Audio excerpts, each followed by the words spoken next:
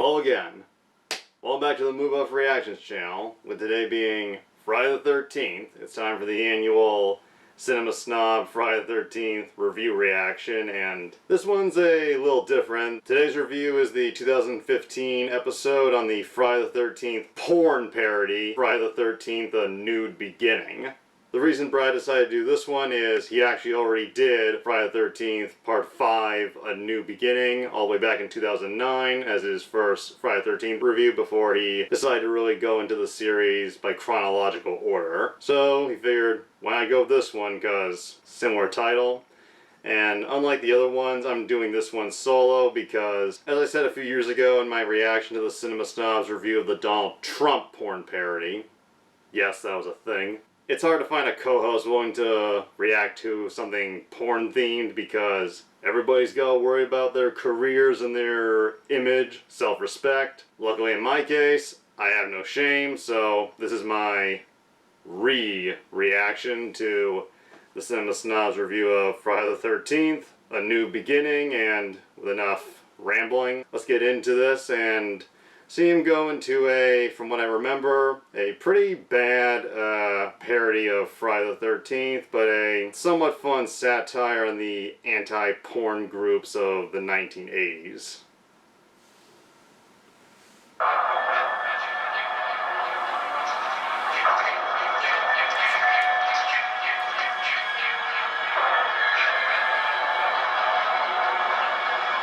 Clip from the actual New Beginning.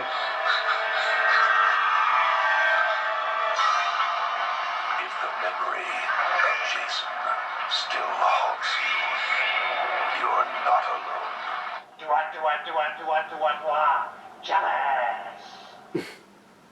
I'm a little confused about what to do here. It's a Friday the 13th week, and given that I've already done Friday the 13th's 1, 2, 3, and 4, naturally that means it's time to do Part 5. Friday the 13th, A New Beginning. But hold on there, soldier. Obviously you don't know how numbers work on my show, because 5 does not come after 4. Oh, no. Clearly 5 comes before the number 1, as I have already reviewed Friday the 13th, A New Beginning 6 years ago. Let's take a look at a clip.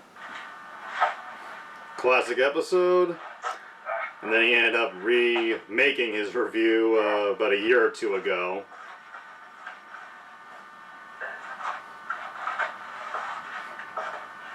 The basement set.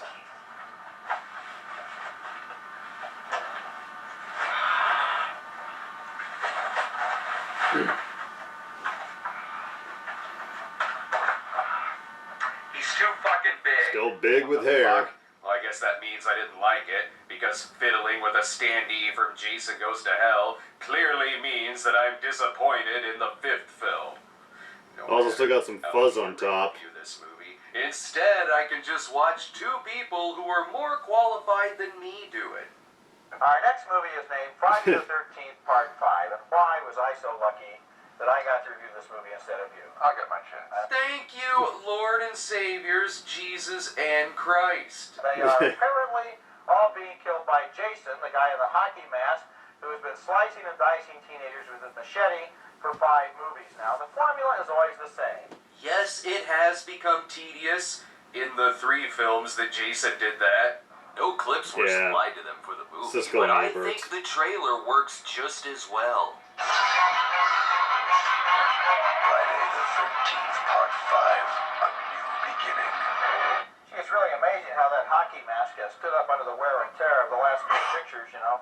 Of course that's what he would care about. Not terribly amazing, since that was technically a dream sequence. You know, and how does a guy like that go into a store and buy a new hockey mask? Okay. I mean, what do you think he looks like underneath the mask? Well, considering the twist in Part 5, the killer probably did go out and buy a mask, and the mask from 3 and 4 was the same mask. It was the mask that he stole from Shelley. Dear departed Shelley. Jonah Hill of the 80s. It's time now to chastise those people who would dare go see this trash. And it occurs to me that teenagers going to a dead teenager movie are the equivalent of horses going to the glue factory. Obviously, because if you go see a movie in which people of your age group are murdered, that means that you too will be murdered. And how exactly will you be murdered? But I'm wondering what the delight is of the skewering. There's an awful lot of body piercing in this film, and I don't know what that kick is there. How many times do you have to see a pole go through someone's chest? Well, to be fair, the movie that I'm about to watch Not today enough. also has a lot of pole skewering, though of a completely different kind. We just all need to admit that these movies are icky. Okay, you're knocking, you guys are knocking the stuff, but don't you stop for traffic accidents? Don't you slow down? Maybe I slow down a little bit, you know, but I don't get out of my car, go over and look at the body cavity and see where the head's been ripped off. Thank you. I tell people all the time I probably that would. authentic snuff films exist, and it's Friday the 13th, A New Beginning. But do you know what's grosser than that? Making a porno spoof of a Friday the 13th film, which is Friday the 13th, A Nude Beginning. It makes sense to explain the difference, as there were no nude scenes in A New Beginning. And doesn't that box cover just scream out Friday the 13th spoof? Is this a Friday the 13th movie or that Shannon Tweed Electra movie? And I will stick with the real Paul Thomas and Nina Hartley movies. Porn legends of the 80s. Thank you very much. Friday the 13th, A Nude Beginning, was released in 1987, 2 years after Part 5, but 1 year before Part 7. But I guess calling it Friday the 13th, The Nude Blood, didn't sound as appealing. Probably no more appealing than this title sequence. An FJ production? So the movie's gonna be on topic for a while and then derail into a conversation about To Live and Die in LA? And what's with the music? What music? The hell? Why the space sounds? If you're gonna do that, just call it Jason XXX. I'll give this movie credit. It actually does. Actually, it wouldn't be a bad somewhat parody feature title. The mask from the box cover of A New Beginning, which clearly foreshadowed the fact that this movie does not have the real Jason in it. Either that or whoever designed this cover saw the porno spoof instead. I guess in this movie, Jason is the Phantom of Crystal Lake. And also... Can't you find a better way of getting things done than cutting up those stupid pictures? They're not stupid. He talks? Jason doesn't talk? Except for that one time in Jason Goes to Hell. But this movie was made years prior and has nothing to do with Jason Goes to Hell. By the way, the movie takes place in hell. Oh, wait. Jason is taking his mask off. Jason never takes his mask off, says folks who have never seen the movies. And Jason most certainly does not sing. Just jealous, you're jealous. When you tell me that musical March in September came earlier this year, I would have dug out my copy of Xanadu a lot earlier. Not even Pamela Voorhees enunciated her lines this much. I am not now, nor will I ever be, nor have I ever been jealous of you and your things. There is nothing you can do to impress me. She's taking a shit. You can tone it down just a little. I don't know if this is Jason's mom or some hell broad, but the two seem to have Wouldn't be made surprised. a deal to see who Things can got pretty cause the most debauchery fucked up on in the Earth, 80s. until Freddy releases them from hell and has them cause debauchery on Earth. Watch this. Oh wow, he has the power to cut to a completely unrelated sex scene. Well, this is 80s video porn, so it might be awkward. I know, I want you too. But remember, we promised. We have to wait. At least until after we're married. Ugh, this is what happens when the writer and director of Old Fashioned decides to make a porno. See? They don't even Be a kiss each pretty other boring goodnight. porn. I'm gonna blow you a kiss. Catch it? That is not the kind of blowing that people are expecting out of this movie. So is that it? What the fuck? Jason is a terrible matchmaker. Fred, I told you no. It's not Fred. Oh no, it's Tim Noah. I don't want to see how puppets operate his dick. I'm starting to think that this isn't Jason Voorhees. Jason, you remember me? Yeah? Your best man. I don't think that magically appeared in his hand. Something tells me there was some editing that was involved in that. Not that people don't have that magical power anyway. Wrong hand. So this guy is Jason in the same way that this was Eddie Valiant and Jessica Rabbit. And he's just as appealing as Eddie from Who Reamed Rosie Rabbit. Oh, that film. But the best man, like the bride to be, just as comfortable as possible. See? It's tradition. The best man has to fuck the bride before the wedding. It's either that or Caesar is gonna do it. Bonus points if he shoots his load between her teeth. Porno Jason is a way bigger asshole than real Jason. Real Jason just murders you. Porno Jason fucks your fiance and makes you live with it. He also makes you live with the disgusting blowjob sound effects. Whoa. Either he has a very bubbly dick, or his penis is the predator. That's Maybe she's the predator. Post-porno sex scene. Pure disgust. Is this supposed to impress anyone? Big fucking deal. So you screw some little girl and you break up her marriage. You know, just like Jason Voorhees. Jason, it was crude. And I liked any style whatsoever. Hey, I'm supposed to say that. That's porn in This movie, general. no, I was gonna say that 28 years later. After Jason eats a spider out of a baby skeleton head, time for our next romp. I come to you on behalf of the brave and valiant rebels of my oppressed country. We seek help in fighting the fascist dictators who enslave our people. Damn, the Tea Party is trying really hard to boost up their sex I appeal. don't remember this part. He's getting political on me. I do not drink coffee. It's the drink of the fascist oppressors. The Gilmore Girls are fascist oppressors? I'm starting to think that this girl doesn't have much of a plan. Because that makes The me new a fascist government, oppressor. which was established by the valiant rebel forces, will be very cooperative to any new ideas for reformation which your country might wish to bestow upon us. Okay, step one, we need to get you a better speechwriter. Something tells me that this is going to be A little Ann more Coulter and oomph. Mark Cuban's roles in A little more Sharknado energy. 3. Treat this girl with some respect. She comes from the magical country of Pat Benetaristan. This is just like Congress. Nothing gets done, and there's probably a whole lot Here of we fucking. go. This is how anti-sodomy laws were passed. The fuck was the point of this? It was gorgeous. A thing of beauty. Our interpretations of beauty are two different things. I can now never look at how a bill becomes a law the same way again, because now I know that that's all lies. It's a lot more mundane than I remember it being a couple of years ago. Jason's got a nice rack.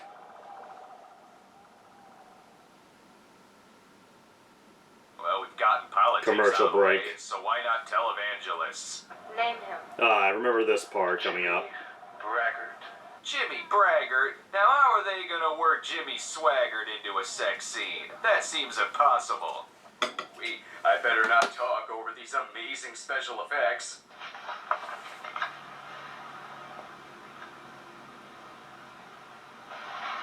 And look, you can insert a cut Couldn't even or put you in can a put in a genie sound effect, effect. but you can't have both. Ah, fuck! Yikes. I'll probably be doing this one soon. Okay, so Yeah, it's what's this autographed. guy's platform? The Lord has given me a mission. He wants me to wipe out all moral intrepidity in this world and to bring his people back into the paths of righteousness. And if that doesn't work, we're gonna make a movie where we save Christmas. What about hunger? What about starvation?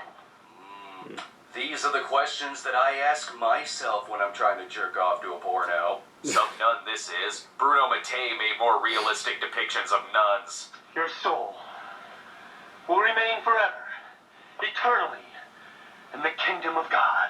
The opening scene said that premarital sex was bad. I don't know if I might I'd actually trust you, consider Jimmy going to this Braggart. church Maybe if it you should cry existed. once the sex is over. Luckily for him, nuns' undergarments are traditionally always this sexy. Same with this amazing church music.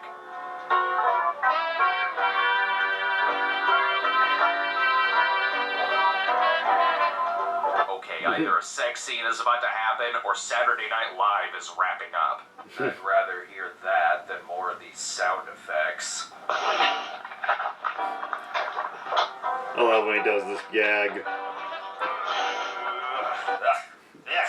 Because nothing says sexy like the sound of squishing grapes between your toes.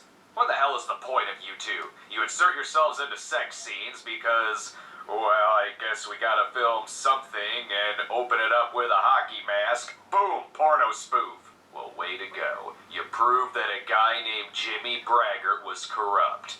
I'll show you corruption with a capital K.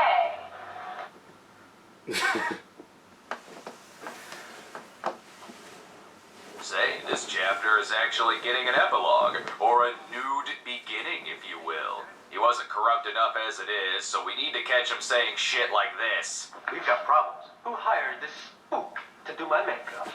And where is my regular bag makeup man? Everyone's erections suddenly I just down. remembered this part. Except for the one guy in the back of the theater, who everyone is now judging. And it doesn't even end there. I never, ever want to be touched by a spook again. Okay, Yikes. I get it. You believe in God, but you don't believe in spooks. At least you get to see their screening process on casting the film. I don't suppose you have any diseases, do you? Hardly. And you're hired. Just when you think that this couldn't possibly get any more questionable. I am blind. I have breast cancer. I come from Russia to be healed by the Reverend Braggart. The room is sexier than this. This guy looks like someone blew up Jeff Foxworthy's face. And what's his magical cancer cure? Oh, Lord! Woo-wee! Yeah! Yeah! Really? Televangelist, written by Rob Zombie. Yeah! Friday the 13th, A Nude Beginning, really paved the way for cancer porn.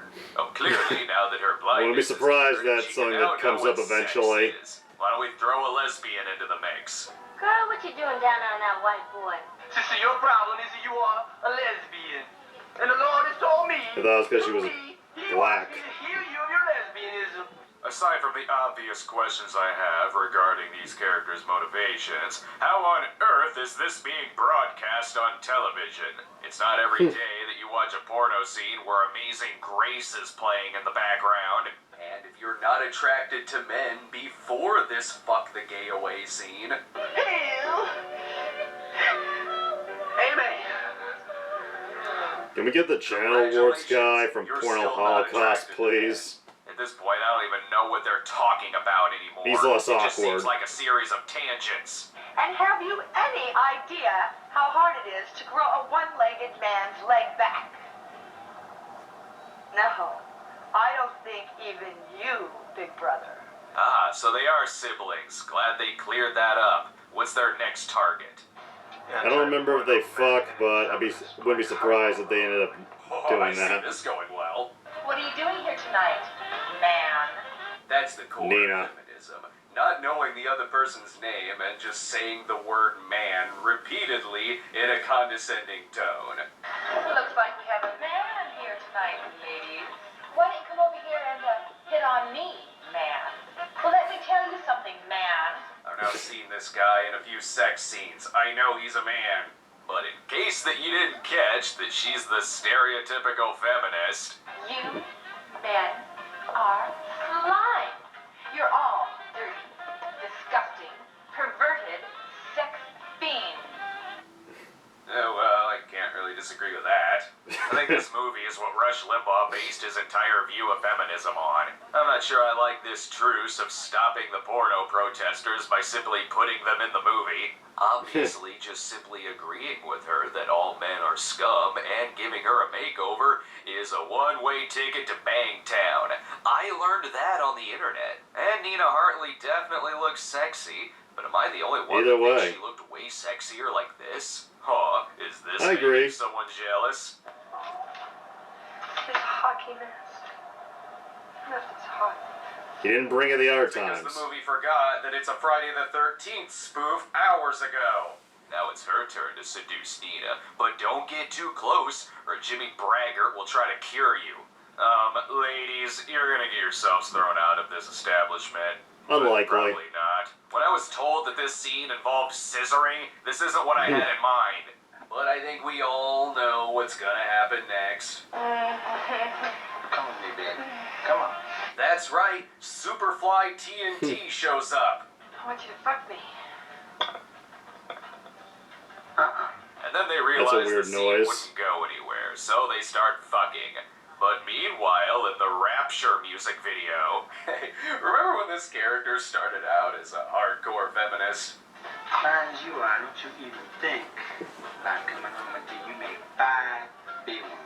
Lesson learned, never get a makeover and pick up a guy in a bar. Certainly had an Wait, arc. did I miss something? Is there a missing scene where she seduces Sheena, Queen of the Jungle? I'm almost surprised this movie doesn't end with incest. Oh, it Instead, doesn't. it just ends with them bickering I honestly on couldn't who's the remember. most corrupt. And also this little quote direct from the Bible. Did I say Bible? I meant breakup poetry from some high school kid who's just been dumped. On the 6th day, God created man in his own image. And on the 13th day, the devil created woman in her.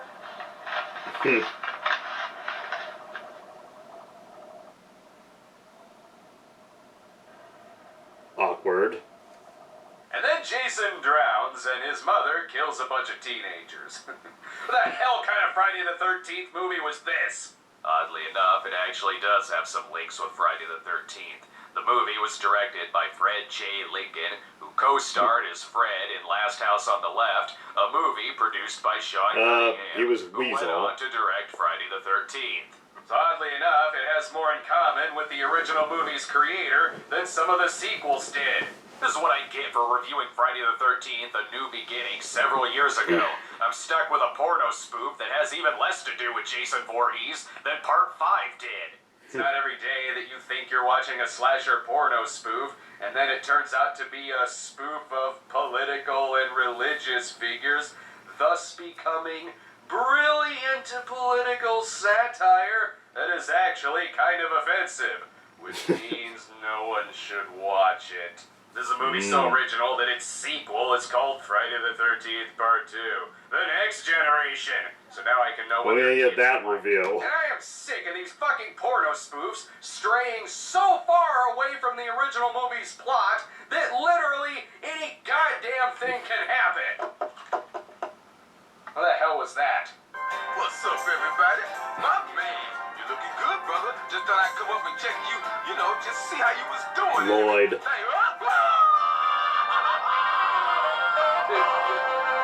What the fuck? Donald Belisario produces my show? Okay. Friends, let's talk about something we're all familiar with. Sin. Yeah. That guy's having a ball. And for everyone wondering what that last little clip was, a few years ago on Brad's other show, DVDR Hell, he went through every episode of the one-season dog cop show, Tequila and Benetti, and that was a clip. I haven't kept up with that, but from what I remember, he was a big fan of it. And, yeah, Friday the 13th, A Nude Beginning.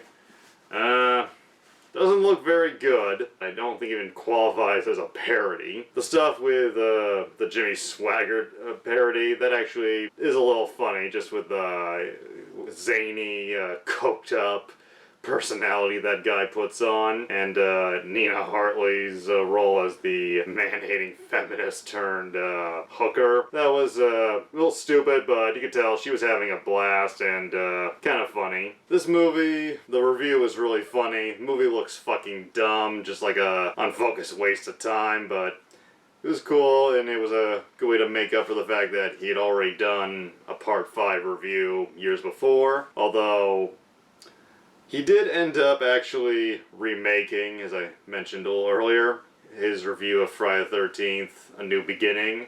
He did a re-review of it, and he said it was because the original can't be up on YouTube because of different copyright rules and shit.